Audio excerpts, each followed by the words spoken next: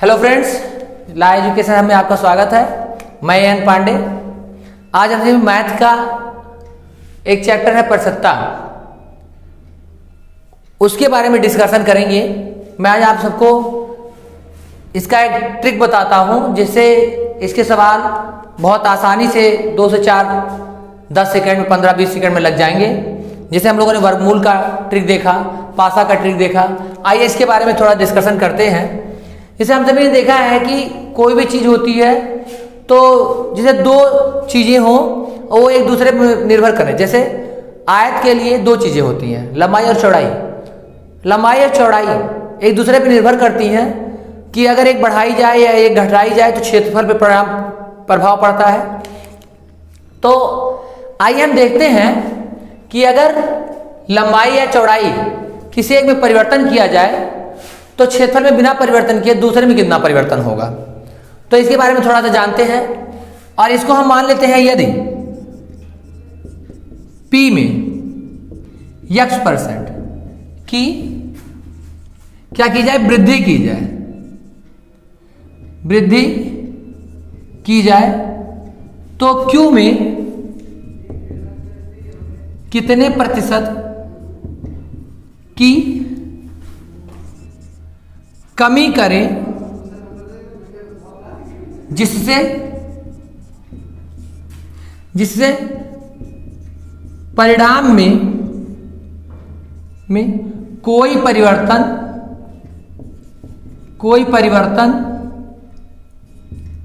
ना हो। तो इसके बारे में थोड़ा सा जानते हैं अच्छे तरीके से। P का मतलब, अब आप P को चाहे लंबाई मान लीजिए चाहे चौड़ाई मान लीजिए। किसी एक को P को लंबाई मानते हैं तो Q को चौड़ाई मान लीजिए, या P को मूल्य मानते हैं तो Q को खपत मान लीजिए। जो एक दूसरे पर निर्भर करते हैं उसमें से एक को P मान लीजिए, एक को Q मान लीजिए। अगर मान लिया P में x% की वृद्धि आप करते हैं तो Q में कितने % की कमी करनी होगी जिससे परिणाम में कोई परिवर्तन ना हो। तो इसके लिए जो एक ट्रिक है वो लगेगा, Q में कमी प्रतिशत बराबर हो जाएगा x, जो यहां प्रतिशत दिया रहा है वही x गुणे 100 बटे 100 प्लस x, ये आपका हो गया। अब इसको लगाओगे कैसे, देखो कितने की कमी की जाए, अच्छे से ध्यान से देखिएगा।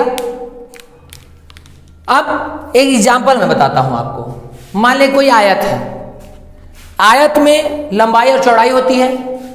मान लिया उसकी लंबाई जो है, इसकी लंबाई जो हमने मान लिया, मान लेते इसकी लंबाई में 10% की आप क्या करते हैं, वृद्धि करते हैं। तो आपसे पूछा जाए भैया चौड़ाई यानी B में चौड़ाई में कितने % की हम अगर कमी कर दें कि क्षेत्रफल में कोई परिवर्तन ना हो। तो यही सवाल लगाइए आप तुरंत उठा करके। कैसे, x की जगह आप क्या रख दोगे, 10 गुणे 100 बटे 100 प्लस 10 बराबर कितना आ जाएगा, 100 गुणे 10 गुणे 100 बटे 110। ये आ गया 110 बटे ये आ गया 100 बटे 11, अर्थात 9 सही 1/11। इतने % की आपको कमी करनी होगी, तब जाके आपके क्षेत्रफल पे कोई प्रभाव नहीं पड़ेगा। अब ये तो लंबाई चौड़ाई का हो गया। मान लिया कोई वस्तु है जिसके मूल्य में आप क्या करते हो, 20% की वृद्धि करते हो। खाली वृद्धि भी करना है मूल्य में, तो खपत में कितनी कमी की जाए जिससे उसके खर्च पे कोई प्रभाव ना पड़े। खपत में कमी % बराबर हो जाएगा 20, x की जगह क्या रखना, 20 गुणे 100 बटे 100 प्लस 20, अर्थात 20 गुणे 100 बटे 120। यहां से हो जाएगा 20 छक्का 120 और यहां से कट जाएगा, ये आ जाएगा आपका कट के 6 से यहाँ 3 काट लिए, 2 से यहाँ 50 आ जाएगा, अर्थात आ गया 50/3। अब इतना परसेंट चाहे लिख दीजिए और चाहे इसको डिवाइड कर लीजिए, तो 16 सही कितना आ जाएगा, 16 सही 2/3% भी आ सकता है इसका, ये भी लिखा जा सकता है और ये भी लिखा जा सकता है, दोनों आंसर सही है। अब इसी प्रकार दूसरा देखिए, दूसरा कैसे देखना है कि आखिरी बार क्या किया जाए, यदि P में x% की कमी कर दी जाए, कमी की जाए, तो Q में कितने प्रतिशत की वृद्धि करें कि परिणाम में कोई परिवर्तन ना हो। अब की बार क्या करना है, पिछली बार हमने क्या किया था कि x% की वृद्धि कर जाती है तो पता करना था Q में कितने की कमी की जाए। अब की बार क्या है, P में कमी की गई है तो Q में वृद्धि करना है, कितने परसेंट की वृद्धि की जाए कोई परिवर्तन ना हो, तो इसके लिए लगेगा Q में वृद्धि प्रतिशत बराबर हो जाएगा x गुणे 100, बस उठा करके यहाँ 100 - x कर दीजिए, बाकी सूत्र वही है, कोई कर्म, अगर यहाँ कमी है तो यहाँ माइनस कर दीजिए। अब अगर यहाँ देखना है बार बार, अगर यहाँ कमी दिया हुआ है तो यहाँ माइनस कर दीजिएगा, अपने आप वृद्धि हो जाएगी दूसरे वाले में, और यहाँ वृद्धि है तो प्लस कर दीजिएगा, अपने आप हो जाएगा। तो इसका भी देख लेते हैं कि मान लिया लंबाई में इसके 10% की क्या की गई, अब की बार मान लिया लंबाई में 10% की कमी की गई, तो B में कितने परसेंट की आपको वृद्धि की जाए कि क्षेत्रफल पे कोई प्रभाव ना पड़े, तो इसके लिए क्या हो जाएगा 10, यहां हो जाएगा 10 गुणे 100/100 - 10, ये आपके आ गया 10 गुणे 100 बटे कितना आ गया 90, 0 0 कट गया, ये आपके आ गया 100/9 बराबर क्या हो जाएगा 11 9 99, 11 सही 1/9%। क्या की जाए, वृद्धि की जाए, इतने की अगर वृद्धि की जाए तो क्या होगा, क्षेत्रफल के में कोई परिवर्तन नहीं होगा, यानी परिणाम में कोई परिवर्तन नहीं होगा।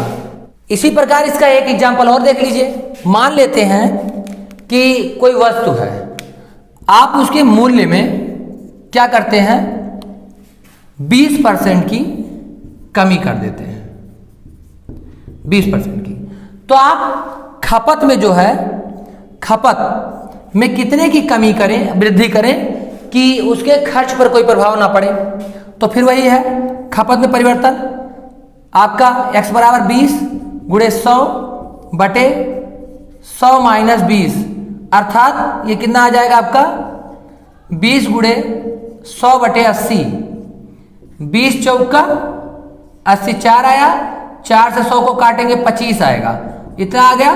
25% की क्या करनी होगी, वृद्धि करनी होगी खपत में, ताकि कोई परिवर्तन ना हो। इस प्रकार ये दोनों एग्जाम्पल आपने देखा, एक में था Px में कमी करनी थी, इस वाले में तो आपने यहाँ माइनस कर दिया, पहले वाले में यहाँ वृद्धि थी तो यहाँ प्लस कर दिया, दोनों सूत्र ऐसे लग जाएंगे। तो हम सभी ने देखा कि एक में वृद्धि एक में कमी की जाए जिससे परिणाम में कोई परिवर्तन ना हो, इसके लिए हमने लगाया। अब ये बात आती है अगर दोनों में परिवर्तन किया जाए तो परिणाम में कितना परिवर्तन आएगा, इसके बारे में देखते हैं। तो यहां से देखते हैं, यदि P में m%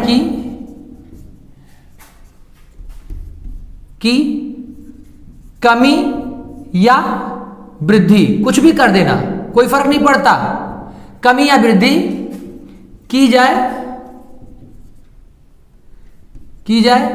तथा Q में n% की कमी या वृद्धि की जाए, इसमें भी कमी या वृद्धि कर सकते हो, तो परिणाम में कितने प्रतिशत की कमी या वृद्धि होगी।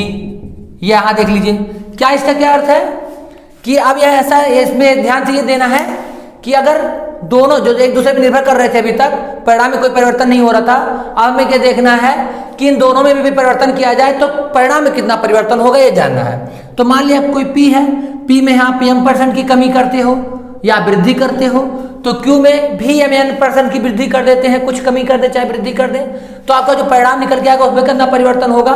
उसके लिए जो फार्मूला है आपका वो ये है,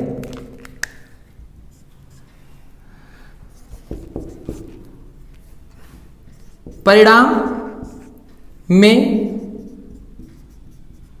परिवर्तन प्रतिशत इक्वल टू हो जाएगा plus minus m n plus minus n plus minus mn upon 100।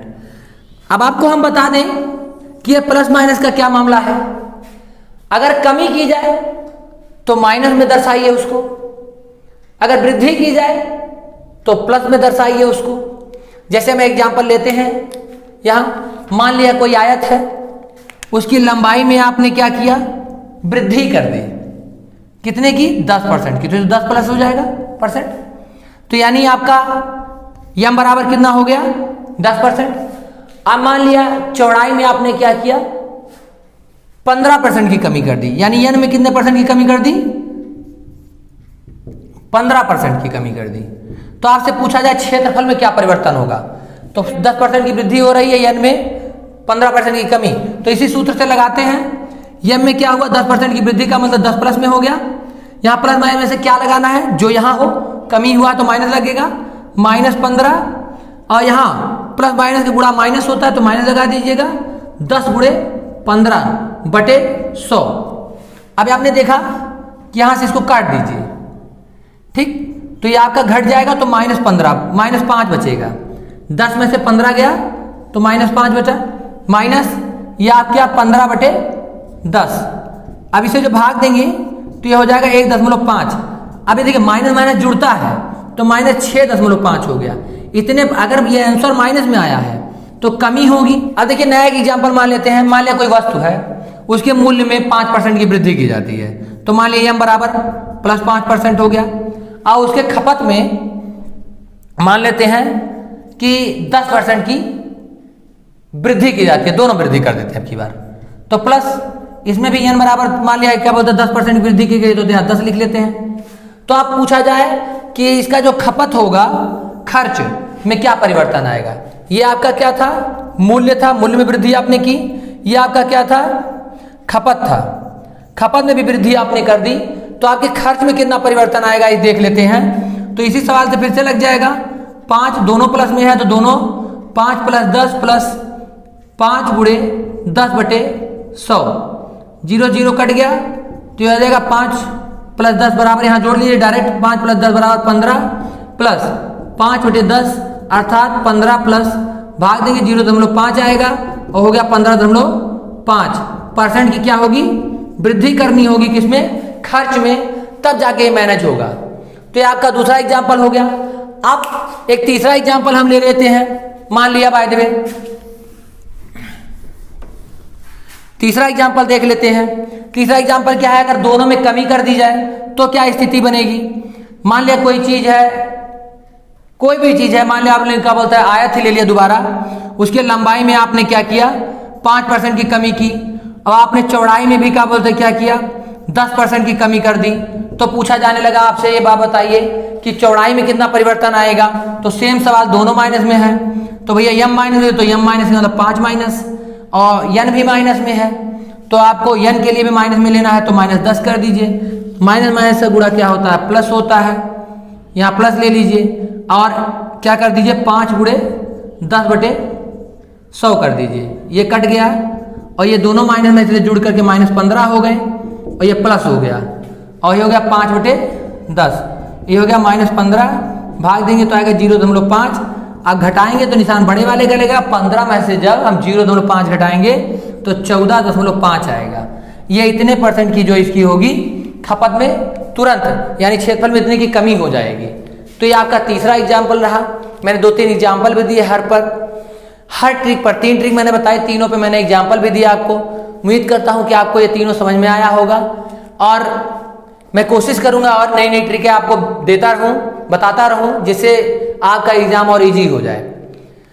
तो आज के लिए इतना ही, फिर नेक्स्ट सेशन में मिलते हैं, तब तक के लिए धन्यवाद।